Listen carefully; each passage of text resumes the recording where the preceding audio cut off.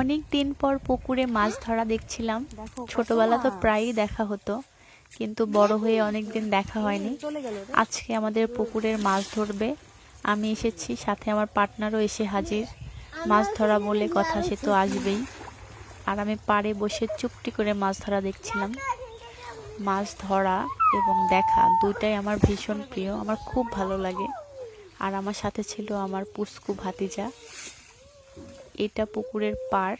এখানে প্রায় সব ধরনের গাছ রয়েছে, ফুল ফল থেকে শুরু করে শাকসবজি, কাঠ। জেলেরা বড় একটা জাল দিয়ে টেনে টেনে মাছ ধরছিল। তো দেখি আজকে কতগুলো মাছ পাওয়া যায় আর কি কি মাছ পাওয়া যায়। আমরা দুইজন খুব মনোযোগ দিয়ে দেখছিলাম। তো এখানে কিন্তু সব ধরনের মাছই রয়েছে, দেশি মাছ, বিদেশি মাছ। মাছগুলো ছিল ট্যাংরা, রুই, শিং, চিতল। তো নিজের পুকুরের ফ্রেশ টাটকা মাছ, দেখতেও যেমন দারুণ, খেতেও খুব ভালো। আমার তো আর তরই সইছিল না, আমি নিচে নেমে আসলাম খুব কাছ থেকে মাছগুলো দেখবো জন্য। আর একটা বড় হাঁড়ি নিয়ে আসা হয়েছে, হাঁড়িতে তোলা হবে। এদিকে আমার পশু ম্যামাও করছিল, তারও তর সইছে না, কখন সে মাছ খাবে। মাছগুলো এখন এই হাঁড়িতে তোলা হবে, তারপর আমরা বাসায় নিয়ে যা দেখবো যে কি কি মাছ পাইলাম।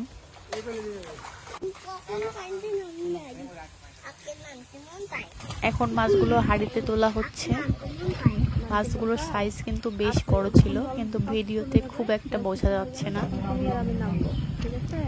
সে বড় হোক বা ছোট হোক, নিজের পুকুরের মাছ, এটাই তো অনেক বড় কথা। বড় বড় মাছ ধরবো। তো মাছগুলো ধরা হয়ে গেছে, এখন আমরা এগুলো নিয়ে বাড়ির দিকে যাব, তারপর দেখব কি কি মাছ এখানে আছে। মাছ ধরতে আমার খুব ভালো লাগে, ছোটবেলা তো প্রায়ই মাছ ধরতাম, বড় হয়ে আর ধরা হয় না। তো হাঁড়িটা নিয়ে এসেছে, এখন এটা খুলবে। জাল দিয়ে মুখটা বাঁধা ছিল, খুললে আমরা দেখবো মধ্যে কি কি মাছ আছে। এখানে মাছগুলো কেমন টাটকা জীবন্ত মাছ। এগুলো ছিল রুই মাছ, আর ছিল বাটা। আর একটু হাত দিয়ে মধ্যে এই হাঁড়িতে এই হাত দিয়ে